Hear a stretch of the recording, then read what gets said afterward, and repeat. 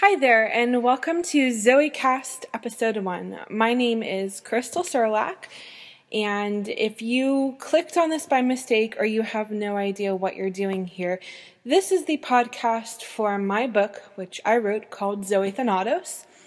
If you don't know what that is, you're welcome to click off now and, find the podcast or video you meant to view. Or you can go to Amazon and buy my book. It's $2.99 in ebook, and I think $12.99 in paperback, $10.79 if you are an Amazon Prime member, which I recommend you should be. Otherwise, if you are here specifically to listen to the ZoeCast, welcome and thank you for being here. So, if this sounds weird, it is because I'm a loser and I don't have a microphone. So I have found the smallest room in my apartment that still has air conditioning. I've kind of closed myself in here, closed the blinds, and trying to make it as best a place to record sound in as possible. But it's not perfect, and they're doing construction outside, so I'm just going to try and make the best of it.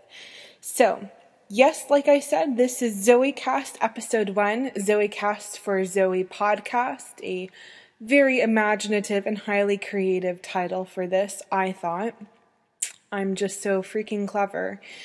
And I've really been wanting to record something like this for a while because I feel like while I'm good at expressing myself in words, except candidly and not when, unplanned, I feel like I can express things about the story better through just my voice.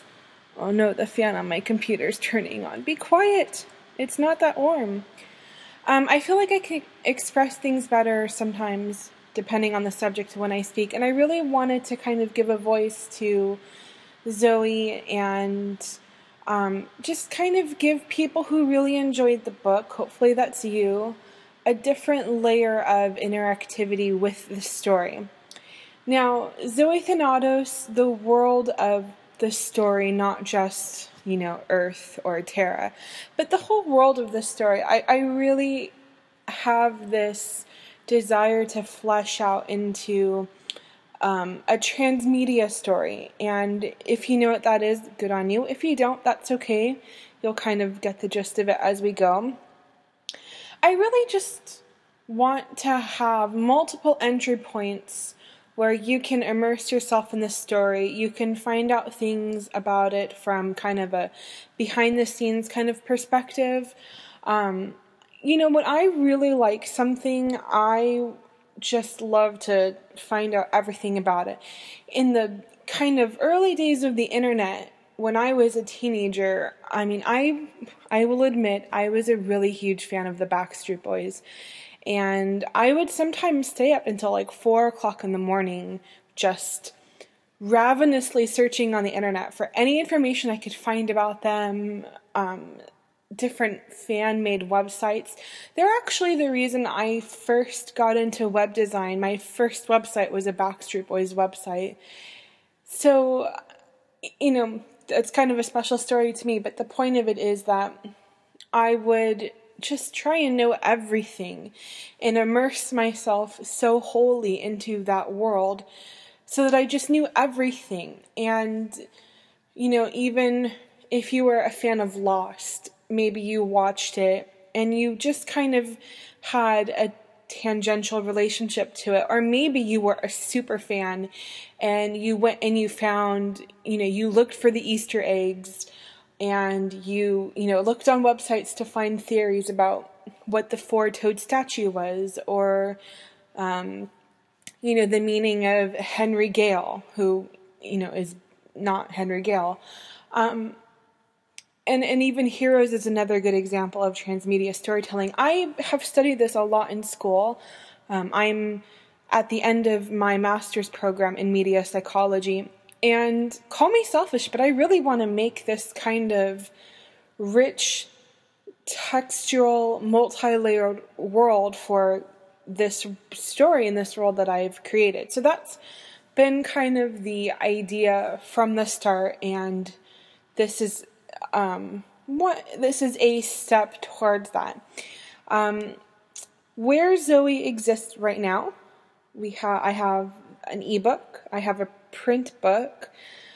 There's a website, ZoeThanatosNovel.com, which, by the way, has a message board. It's very inactive right now, but you are more than welcome to create an account and use it as a community to talk about the book. You can talk about other things, whatever you like. I post snippets from the book there, I did for the first book, and also I have been for the second book, which I'm working on now. And there's also the Facebook page, which I think most people are concentrated at. It's not a huge following right now, and that's okay. I'm not about numbers. I like that people read the book. I want to see that it reaches people, and I love when people tell me, I read your book and I loved it. This is why. That makes my day. Nothing except for, my fiance and chocolate makes me happier than hearing someone talk about my book, which I know kind of sounds a bit selfish and narcissistic. I will admit I am, but I'm so having my story in someone's brain and having them read my words and come into this world that I've so lovingly created. I'm just being repetitive now. I just really love it. So that's kind of the gist of, the last 4 minutes has been the gist of why I'm creating this podcast and how it's going to augment the website, the Facebook page. And I plan on doing other stuff in the future, but for now we'll see how this goes. So, a little background information about Zoe. I first started writing Zoe Thanatos in April or May of last year, 2012, early in the month. And I believe at the time it was right at the end of a semester or at the beginning of a break between semesters. My school I've been in the program for 2 years. It goes year round. So I would have 12 weeks, 3 months of school, and then I'd have about a month off. And then I'd start another program or another 2 classes, have a month off. And I've done that for the past 2 years. So last year, during my month-long spring break, I guess, is when I started this book. And I didn't even know that it was going to be a book. I just kind of sat down and started writing. And I suppose the inspiration came from many different avenues. I'm a fan of science fiction, and I am a fan of history. I have a degree in art with an emphasis in art history. And I love mythology. That really ties into my degree and what I've studied. I also love architecture. If you'll notice in the first book, there's not a lot of architecture, but I try and pay special attention to creating a certain amount of architecture of the world of Terra. So there are those elements. I was really heavily influenced by the show Fringe before the last season. And I really just kind of wanted to make something that was a love letter to all these things I loved, that inspired me, that made me really happy to be alive and to be a fan of things and whose stories I really loved. So Zoe kind of came from that. It's a little bit of mythology, it's sci-fi, it's a little bit of romance.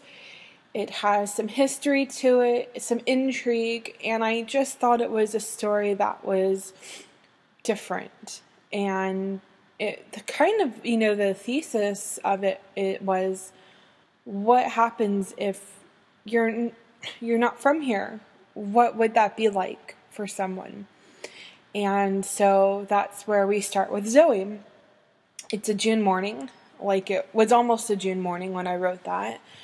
And, she's taking this boat trip out to Santa Cruz Island within the chain of Channel Islands, which is a real place, by the way. and she goes to the top of Potato Harbor and she jumps off and then doesn't land in the water. She's somewhere else, and there's someone with her, and that's where the story begins. And from there, we learn about her, we learn about this mystery man who has saved her, and we go to another world entirely. In fact, we go to an alternate universe, which is really freaking cool, I think, because there are so many different things you can do with that.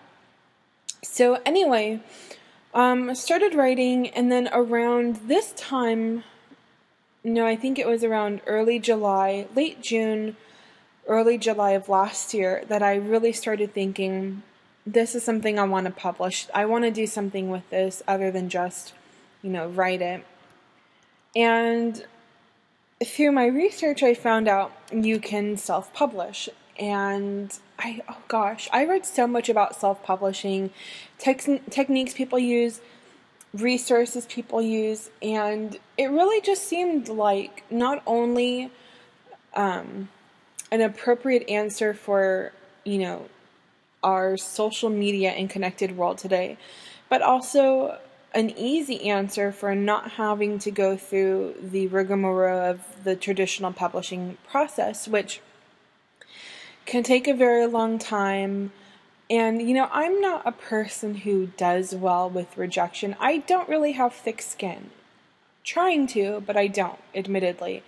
And so, the idea of receiving rejection letters, biting my nails, waiting for people to tell me what they think of my book, how they would change it, that doesn't really appeal to me. It didn't back then, it doesn't now.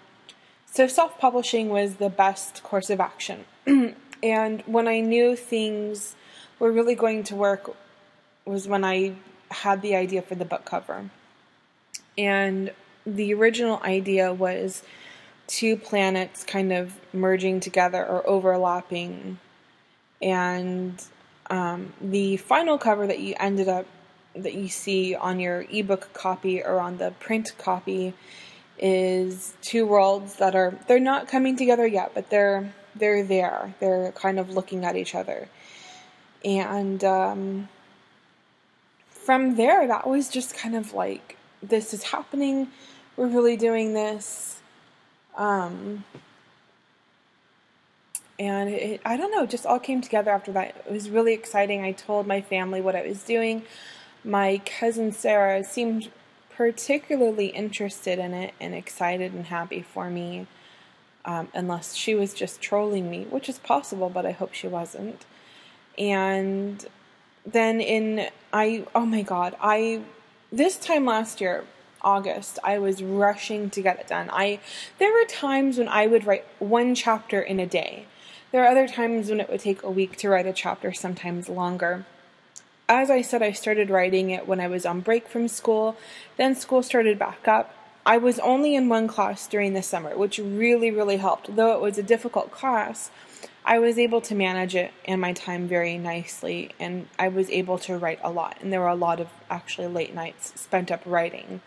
Very much reminding me of, back when I was 14 and 15 years old, trolling the internet for, every website on the Backstreet Boys and just complete and utter excitement.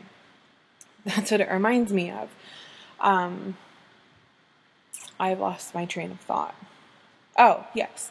So this time last year, I was kind of rushing to get it done. I knew where I was heading towards the ending, and I was just so freaking excited to get done.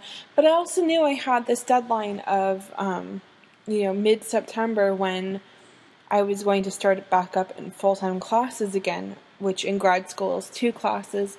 My classes are very difficult, and I knew that I wouldn't be able to write and go to 2 classes at the same time, which it turns out I was, very true. That was true. And in September, worked on getting it published. It formally went on Amazon and was available on September 19th, 2012, which was my grandma's birthday. So that was kind of a special little thing. She's in the acknowledgments of the book towards the end, her and my mom. And so yeah, I look back on it now, and I'm writing the sequel. I'm not nearly as far along on the sequel as I was this time on the first book. That was never a goal, though, to have the writing process parallel the first book's process. I started writing book 2 last year, probably in November or December. And anytime I wanted to spend free time writing, there were other things to do, or I wasn't inspired, or I just didn't have that desire to sit down and work through things. I had written an outline of the first 4 or 5 chapters. And that's not something I typically do. I typically instead, I think maybe a chapter ahead at a time, and I make notes for future chapters in my mind. And it's all very mental, meaning in my head, not crazy. I don't make notes because I find that if I get the story out that way, I lose all interest in writing it.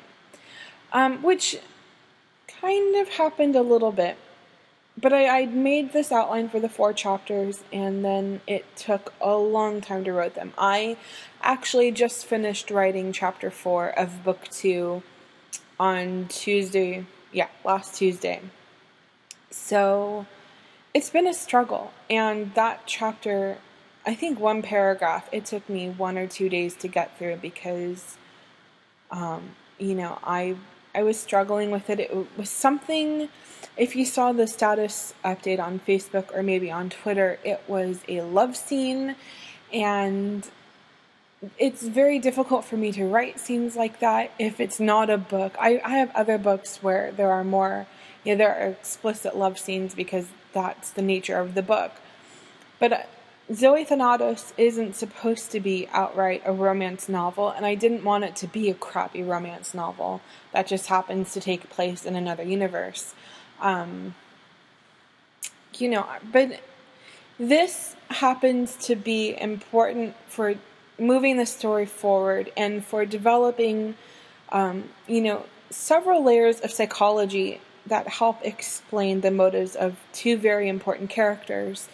I'm not going to say who at this point. But I ended up getting through it, and my fiancé Jeff read it, and the first thing he said to me was, "You wrote porn." He was kidding, but my heart jumped for a second because I thought, oh no. And the reason why it was difficult, not just because romance and sex stories aren't necessarily important to the story. What also made me hesitate was the fact that my family and Jeff's family they've read the first book. Jeff's mom was one of the first people to read Zoe Thanatos. I mean, she bought 4 copies. Jeff's grandmom, who unfortunately is no longer with us, she was one of the first to read it. Oh my God, she was so excited. She was the first person I told that I was going to publish the book, that I was even writing it, and her enthusiasm for that really helped get the job done. But I kept thinking, what happens if my mom reads this? What happens if my mother-in-law or my future mother-in-law reads this, or my future sister-in-law, my grandpa, because he read the book. But, I really just had to get over that, and I can't sacrifice, important story just because I'm afraid that someone might read about sex. It's a complicated psychological thing. I wrote it, and so that was that. And it looks like we're getting pretty close to 20 minutes here. I don't want to make an incredibly long podcast, so I'm going to end things here for now. If you liked this, please let me know. You can tweet me at Crystal Serlak. You can find the information online. You can reply if I put this on YouTube. If you're watching this on YouTube, please leave me a comment or leave a comment in the SoundCloud if I put it on SoundCloud. Wherever you can, let me know what you thought about this. If you would like to make any comments or you have questions, let me know. I'd be happy to address them and have ideas for the next ZoeCast, which hopefully I'll do next week. In the meantime, thank you very much for listening, and encourage your friends to read Zoe Thanatos. It's cheap and it's a good read, and it's from the heart. So if you've already read it, thank you. You are the best person on the planet. And I will talk to you next time. Bye.